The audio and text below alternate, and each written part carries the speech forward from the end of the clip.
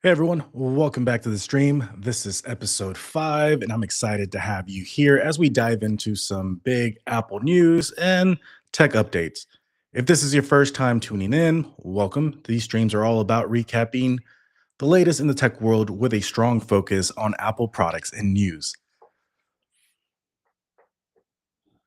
So today we'll be covering Mark Zuckerberg criticizing Apple innovation. We'll also move on to an ongoing iPhone alarm issue that I had no idea was going on. We'll move on to some CES products that were announced, like the Xpeng Aero, which is a land aircraft carrier at CES, and that whole thing is pretty interesting. I'm having some echo, so give me 1 second. Let me go ahead and try to figure that out. So in any case, we'll be moving on to the Samsung TV as well. The new Samsung S95F OLED TV with what Samsung is calling glare-free 2.0. We'll also cover the Lenovo ThinkBook Plus Generation 6 with a rollable OLED display. So in any case, that's a little bit of a packed episode. So let's go ahead and get started. So recently, in an interview on the Joe Rogan Experience podcast, Meta CEO Mark Zuckerberg openly criticized Apple, claiming that the company hasn't introduced significant innovation in the recent years and is relying heavily on past successes like the iPhone. So Zuckerberg stated they haven't innovated anything great in a while, suggesting that Apple has just been sitting on the success of the iPhone, which was introduced as of like a couple days ago, 18 years ago. So the iPhone officially turned 18. Congrats to the iPhone for turning 18. In any case, Mark also criticized the 30% transaction fee that Apple imposes on developers, describing it as restrictive and kind of impeding competition, which I find it kind of surprising that people still kind of complain about that since it's always been that way. There's always been a 30% transaction fee for any app on the App Store.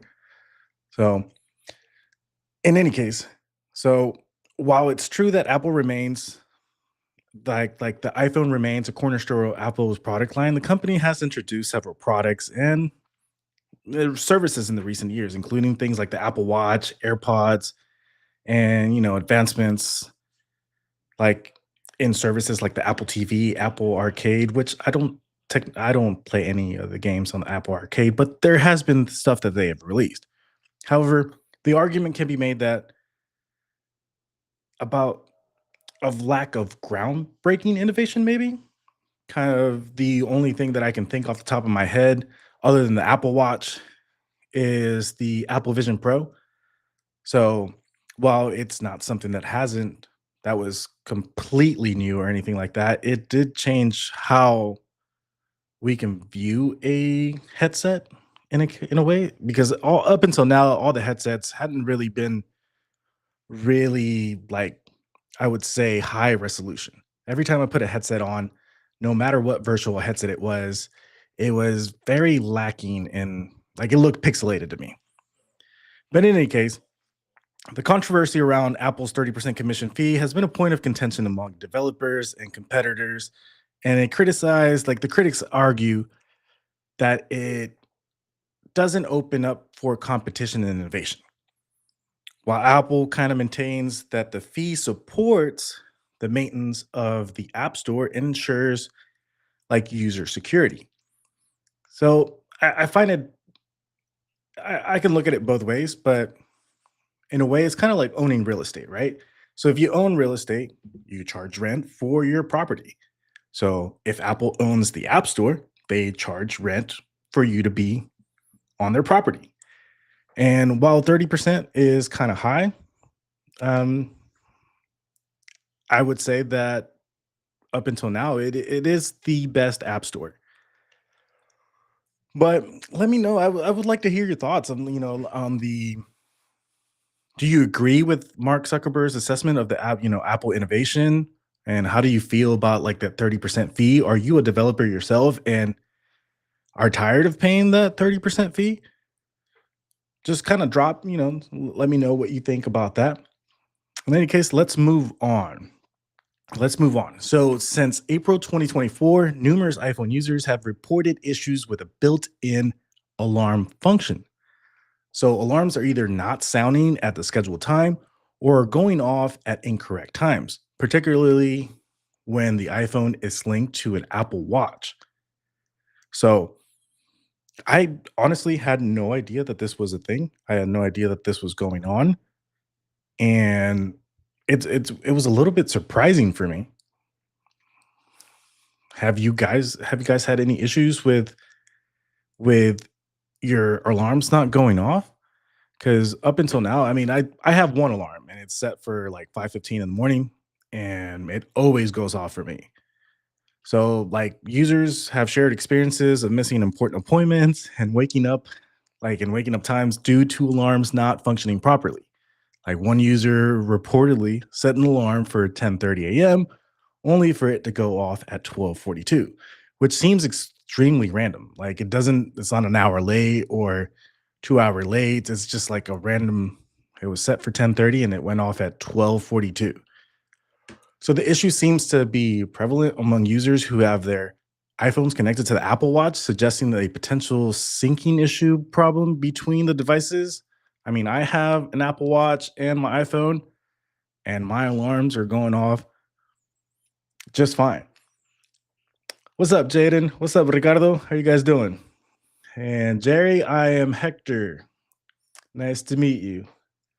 And silly guy, thank you for joining. I hope this is not bad. As you said, let me overlay these. See if I can overlay the messages. There we go. In any case, so despite acknowledging the problem in April 2024, Apple has yet to provide a definite fix. The issue is persistent across both iOS 17 and iOS 18, so leading to growing frustration within the user community. Um, some of the potential workarounds that people have suggested are temporarily so some users have found temporary relief by restarting both their iPhone and their Apple Watch, checking to ensure that your alarms are set correctly, which seems pretty self-explanatory. And there are no conflicting. The important part here is there's no conflicting settings with your iPhone or your Apple Watch. Meaning, if you have a certain focus mode that maybe is causing the issue, I'm not like so.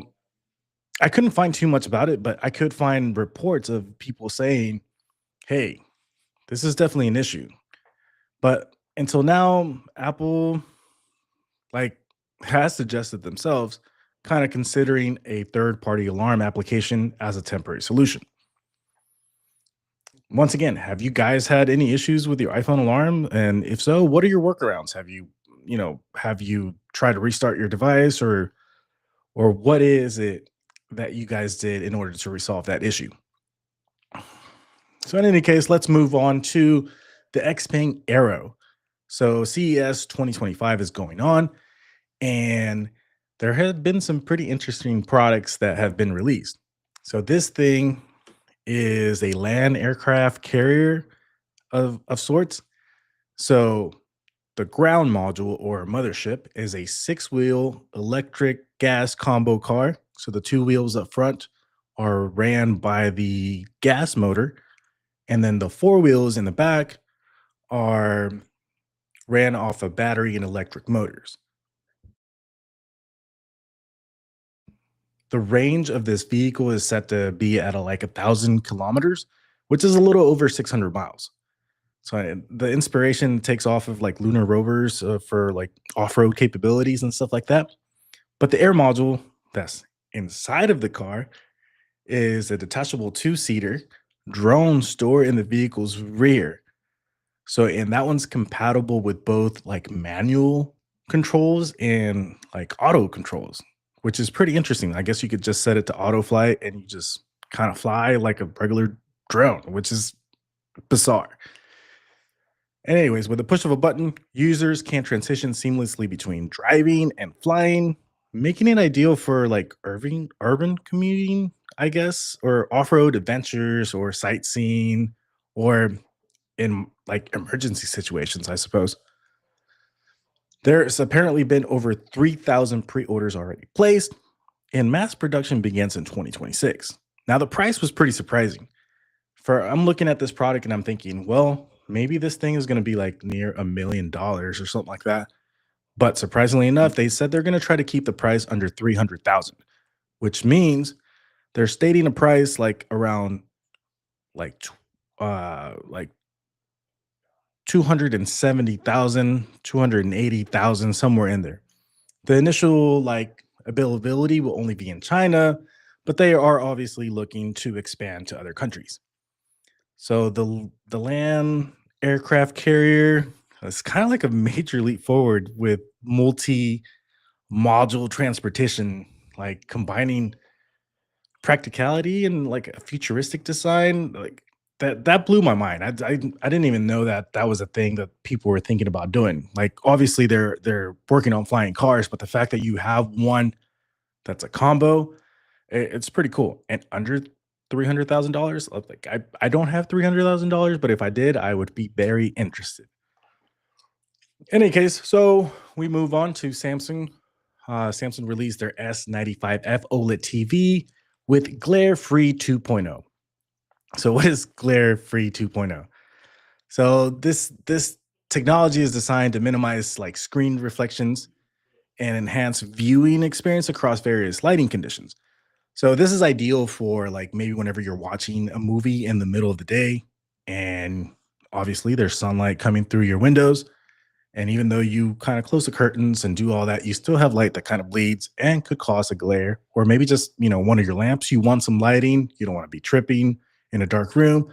So you turn one of your lights on and it kind of, creates a glare on your TV. This technology is supposed to eliminate that. This is the second generation, obviously, 2.0 of the anti glare coating, which reduces the reflections and improve black levels and overall picture quality. Even like I said, in bright lit environments. Now, this TV boasts a peak brightness of levels up to 4,000 nits, which is pretty bright. So it'll deliver vibrant, like dynamic HDR content. The refresh rate's pretty impressive too, 165 hertz, um, aimed at like PC gamers. So you would have a smooth and responsive gameplay. So it also has a few AI features, which would, AI, like it would help the upscaling. So AI upscaling and adapted audio. The sizes that are supposed to be out would be 55, 65, 77, and 83. So for me, the 77-inch kind of catches my eye. I'm a big believer in number seven. So if I were in the market for a new TV, I think I would get that 77 and just skip the 83. 83 seems odd to me. So it also features like the Infinity One, like floating screen display, which is like basically bezel-less, which is super cool and super nice for a TV. So the lineup will be introduced with pricing and specific availability details to be announced. And the last thing I'm going to cover today is the Lenovo ThinkPad Plus Gen 6.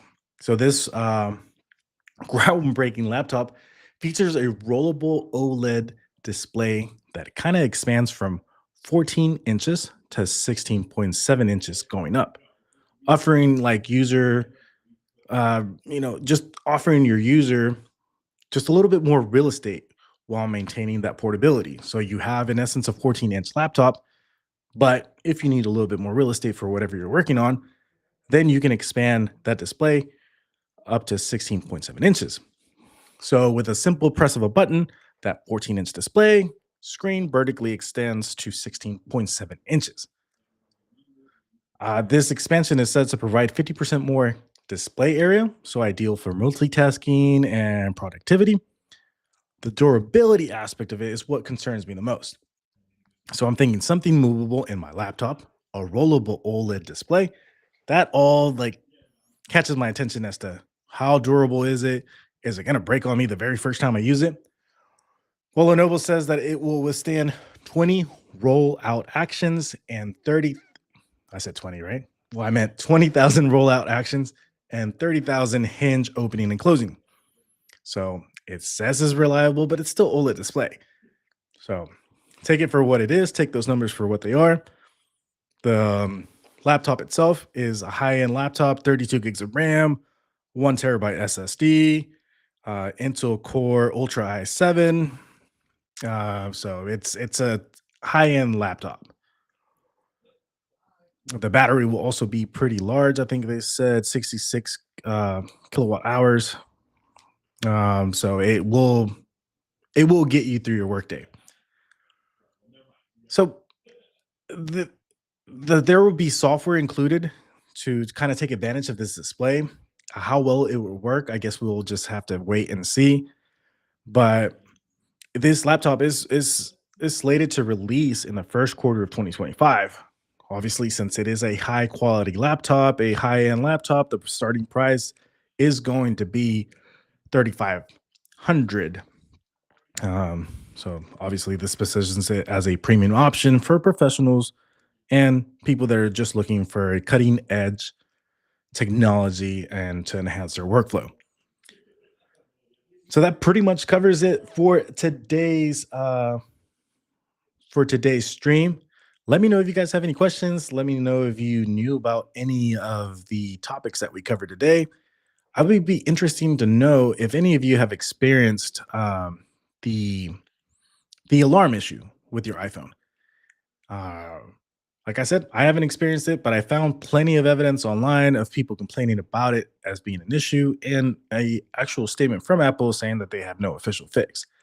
So it was a pleasure having you guys here. Thank you so much for joining, and I'll catch you guys in the next stream.